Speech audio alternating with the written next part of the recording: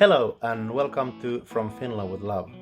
This episode is going to be a little bit different because we're not only talking about James Bond, we're talking about other stuff too, TV and movie related.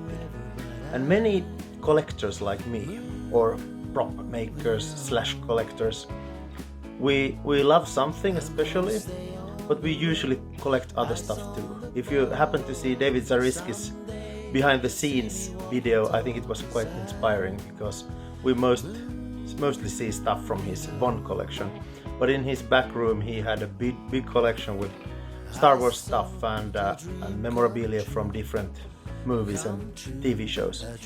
So I got inspired and I thought that I would also show some of my other collections. And I've also been asked many times to show my Star Wars collection, so here we go. Okay, so here is the Star Wars collection. I've been a huge Star Wars fan since I was a kid. And the Star Wars toys came to Finland a little bit later than many other countries. And we traveled with my family to the UK, and we went to Harrods and Hamlings. And at Harrods first, and there I saw Star Wars toys the first time, and I spent all my money on the Star Wars toys. And I actually do have some of those, all of them, my original ones, left. But let's go through some of these. This is actually a real costume that I bought. It was from a game shop window, and I happened to have the helmet, but I bought the costume.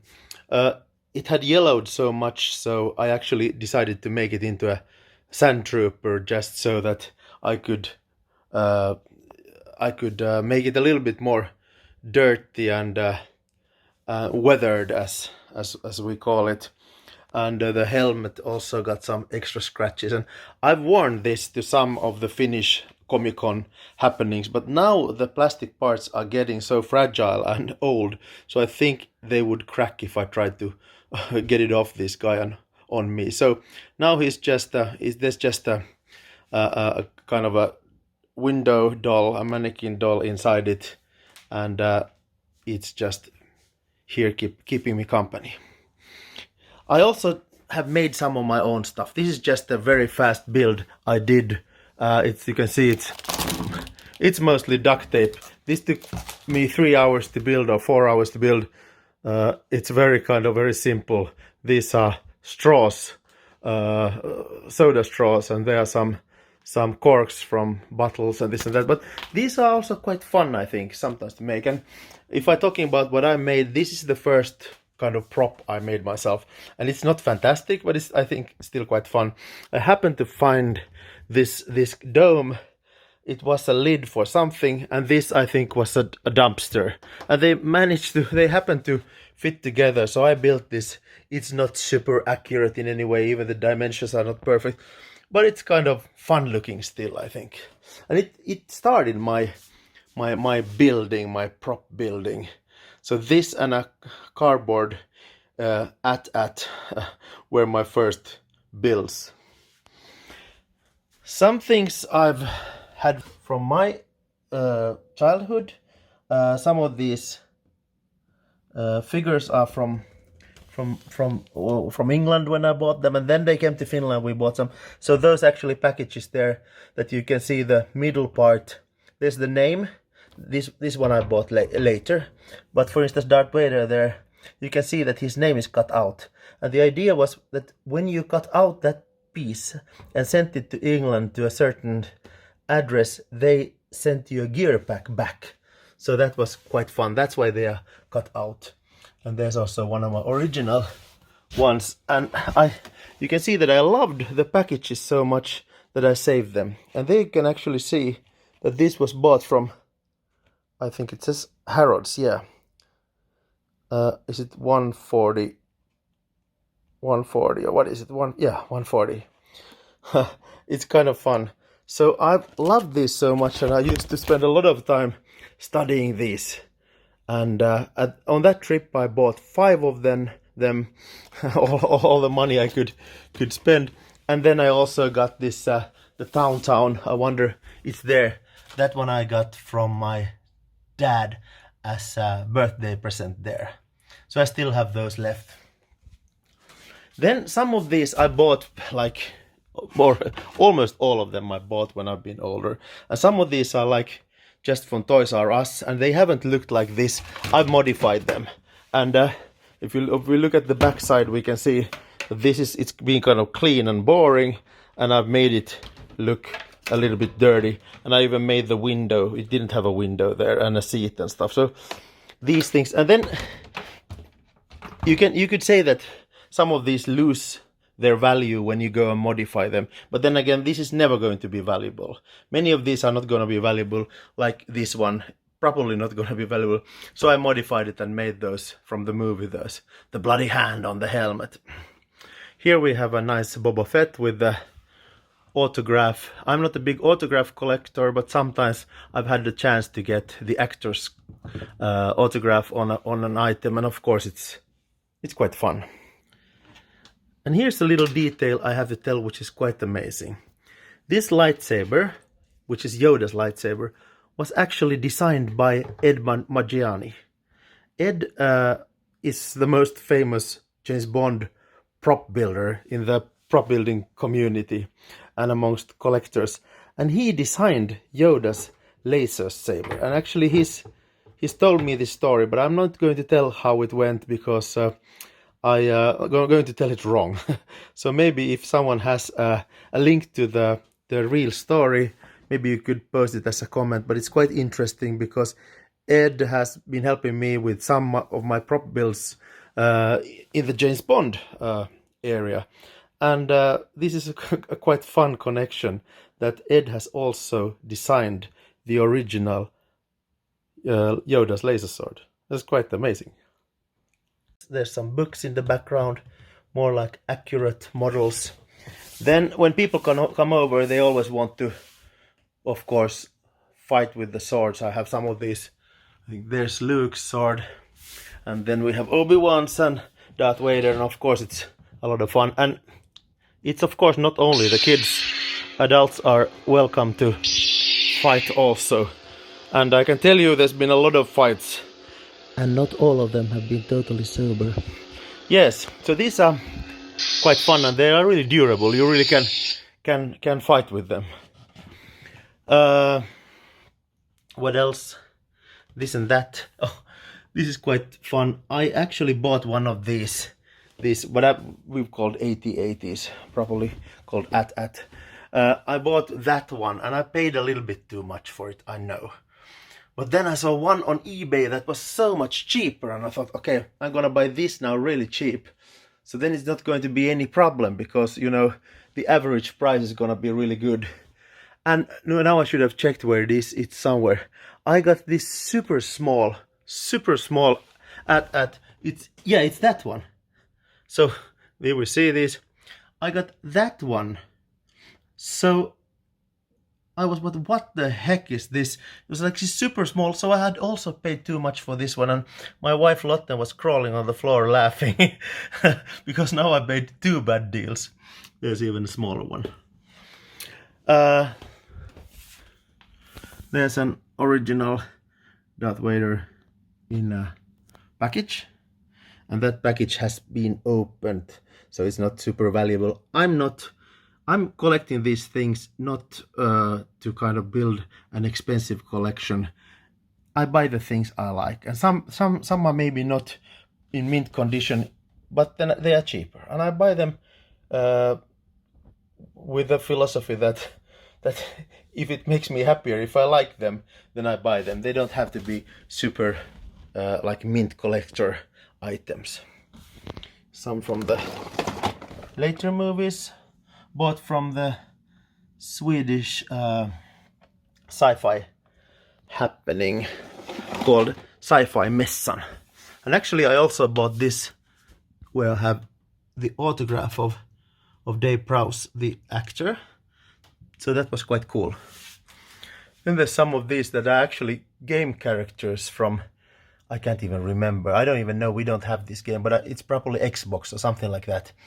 And these characters are used in that video game with You get new characters when you buy these physical characters, but I've just bought them because they're really nicely modeled. I really like the cartoonian kind of almost blocky style. The Evox that everyone loves.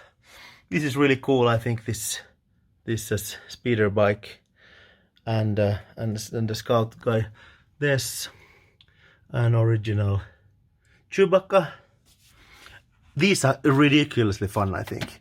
Like a pet. I mean, this is just so stupid. A giant pet, and it might even, let's see. Yeah. It even plays the music. I just think it's really fun. And some more stormtroopers and stuff. And what do we have here? There we have some X-Wings. We have different versions of the Millennium Falcon. We have, I always loved this snow speeder. It's fantastic. I never had it as a kid, but I did have this one. This one I bought in Sweden at the toy store called Stor och Liten, big and small. And I remember it cost 180 crowns in Sweden. And we stayed at this, my mom's friend's family, and they were all shocked that I had bought this hugely expensive thing that they thought was totally unnecessary. But I still have it, and I think it's super fun. And there's a more modern version of the Imperial fighters. There's a weird kind of that can be folded together to be the Death Star, but it's super difficult to fold. I always, when I fold it up, I almost never manage to then open it again. And here's some more, and that's the Millennium Falcon from the early 80s. Then here are some things I've made myself. These are made out of clay. So this have been some kind of, I remember it was one Easter when I made this, just as a fun thing, fun project out of clay. And there's actually round pizza boxes that I used as bases. And then the big one, and this is quite, I think, fun. They made a big Millennium Falcon because the small original one that we played with could only fit 2 guys in the cockpit. So they made one that's bigger, and this can fit 4 guys in the cockpit. So that's like da shit, as we say in Finland. Let's see if it has some sounds. Yeah, it should even have some. Where are the buttons now? Here is one. That's when we get some light action from the inside. Maybe can't see it now. But anyway, there's lights and there's sounds, and you can open it up, and the kids always play with these. And there you have the chess game. I don't remember where the button is now, but actually it does work. Let's see. Oh, this shoots. Somewhere we have. Is it this one? Let's see now. Oh, there's something going on there. But anyways, there's a lot of, you can open it up completely, and there's a lot of fun in it. So yeah, this is the Star Wars room. Let's continue and look at the next corner. Okay, here's some random vintage stuff that I think is quite fun. This is scooter that I bought for 100 marks when I was a kid. I won a song competition together with my dad, and I remember that I got 100 marks, and I already decided that if we win this prize, then I'm going to buy Kermit. But Kermit was sold out, so I got Scooter. But Scooter's got this unifoot, meaning they are the same on both feet. Unifoot sneakers, which are really cool. There's some. I'm a huge Tintin fan. This I love. I got from my wife when I turned 40. A vintage. I don't know how old it is, but it's a pretty old doll. Some Chitty Chitty Bang Bang, the Saint. This and that. That I got from a friend. The Barbie Star Treks. I think they are great. Some from different series. different shows, Kojak. There's more of these, but I don't have them all displayed now. This was really fun, this Pekleg, I think he was called. That's from my childhood, and I loved playing with these. And some later, as an adult, I've bought this Shake's costume because I always wanted to have it as a kid, but didn't get it. And that's a ghost, so he actually, if I turn it off, let's see. Yeah, there's still some power in that phosphor. And this was a huge show in Finland. It was really super exciting. I was maybe 6 years old, a little bit too scared to watch. I have more of them downstairs. I'll show them to you. There's some cars from different series. And there's $6 Million Man and this and that. So yeah, all of these I think are quite fun also. I have more of these in the garage. I don't have everything displayed at the moment. Some Batman stuff. I love Batman. I could have a Batman room also. I wouldn't mind. Some Space 1999 stuff. Orbiting the lonely star. And some more Batman related stuff. Here are some Lego figures. I found these really nice displays. So I thought that with my kids that let's try to go through our Lego boxes and build as many as possible of these characters so that we don't lose them. So we put together kind of fantasy improvised ones, but there's also like some real ones that are supposed to look like that. So these are my retro games. I love these Game & Watch games, and at some point I used to have batteries in all of them. But the problem was that one of them had the alarm on in the morning, like 4 o'clock in the morning. So I always ran here then and took the batteries out of the one I thought was ringing.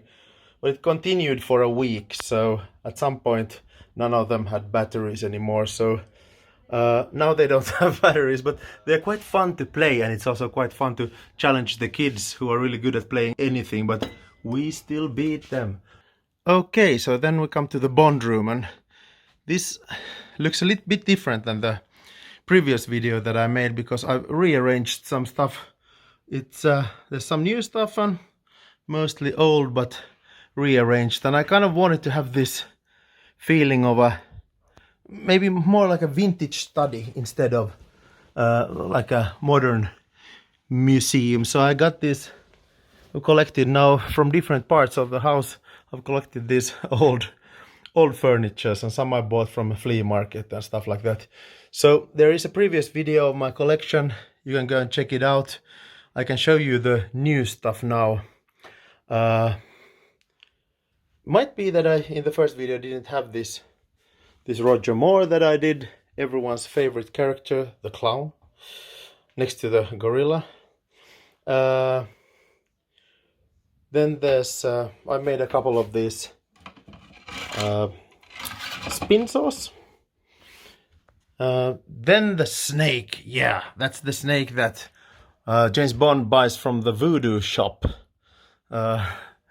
in Harlem, in Live and Let Die, and that's my friend Biffy who made it, and I think it's really fun. It's quite accurate looking actually.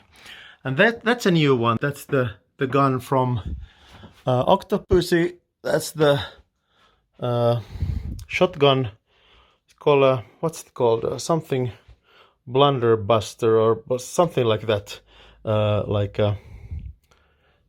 The idea is that that shape spreads the ammunition out, and yeah, so that's a kind of a fake shotgun that I bought, and then I just built that part out of actually a kid's hailer, and that's how I got the shape of the end, and then there's some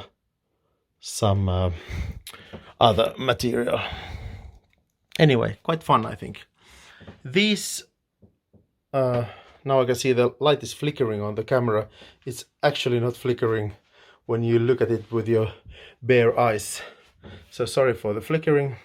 This is Baron Samedi that I made out of clay. I have a video actually of it also. And there's knick-knack clay head also. And then well, there's Baron Samedi's hat that couldn't fit now when he's in the cabin. Yeah, bought some artworks from some really talented designers. Some of my, you've probably seen enough on my phone, so nothing more about that. That's a friend of mine who's built these Zorin's, what are these called now? Zorin's, I'll put it on the screen. There's a gun made of resin. There you can see. This one I will still, the radio transmitter I will build at some point. This is just a handmade crappy model. At some point I will make a good one. And this gun is a resin gun, and it's the one that Bond, then no one else can shoot but only Bond, because it recognizes his fingerprints. It's actually quite a stupid gadget, I think, but it was still fun making it. This one never looks good on picture. I'll turn down the lightness a little bit. This looks in real life really good, but on picture it doesn't show so well. But it's because it's big. It's actually black light, and I don't think that the camera really can handle black light so well. There's a ridiculous little iceberg. Some really nice stamps I got from my good friend in England. I think these are just beautiful. This is also new, not my favorite movie, but actually till this scene when he uses it in Die Another Day, till that moment, the movie is still, I think, quite good. Also got that one from the same friend. Then I had these new nice display cabinets, and I think this is quite fun. I usually build bags or boxes or some kind of cases for some of them, or then different kind of displays, but this is quite a neat system, I think, now, because they are lit up here inside and they look pretty nice. And that's actually a suitcase that's opened up. There's one gun missing. It's downstairs. I've been playing with it. But yeah, so this is a nice way of displaying things, and so this is, I think, the future of how I'm going to display things, putting them more in like this, and some other stuff. And then there are my toys. This is what it started with, and at the moment I don't collect these toys anymore, but I think they are still fun to have. They are really nice. This is probably the last one I bought was Daniel. Say hi to the people. Hi. Yeah. So glasses on. Glasses back on. He's so lazy. I have to do everything. Okay, I need another hand. Anyway, so there's this and that, and I still think these are super fun, and many of these packages are really beautiful. Half of the fun, or often a bigger part of the fun, are the packages, which nowadays are a little bit dull. Some of those newer, they're a little bit dull. I'm a graphic designer. I would love to make better packages for Corgi, but probably don't get to do it.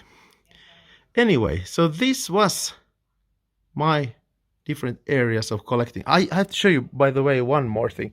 This I think is quite cool.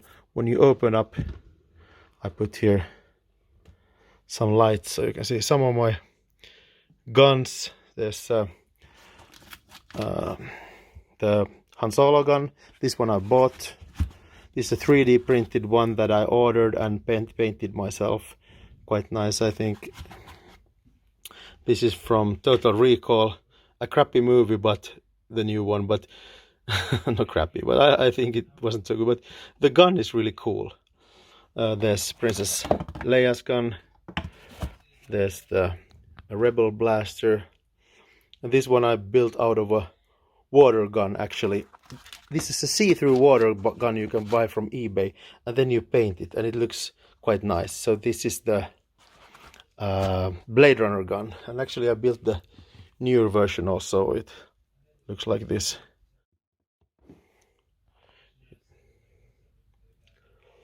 Yeah, so anyway, and this of course has a light that goes on automatically when I open the drawer. I think that's pretty cool. Anyway, yeah, that was it. Hope you enjoyed the video. See you soon again. Bye!